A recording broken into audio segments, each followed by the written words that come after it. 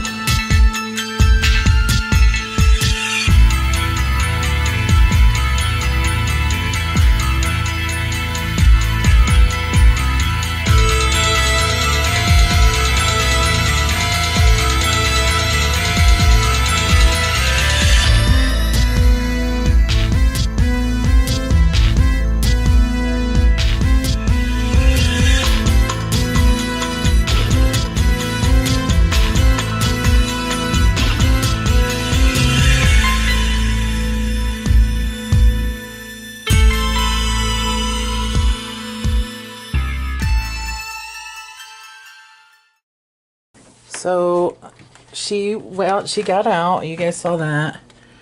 And so now I'm going to take a little peek at her. Oh, look at her. See her in there? There's her little pink toes. I hope she's doing okay.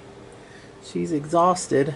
That took her, I was looking back at my footage and it took her like, I don't know, 4 hours or something to do that.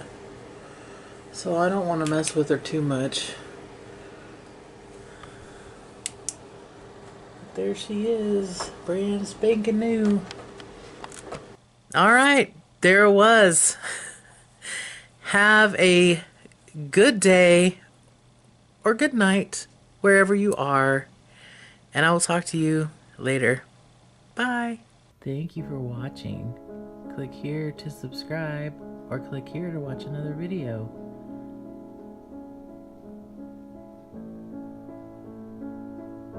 I'll see you later, creepy poples.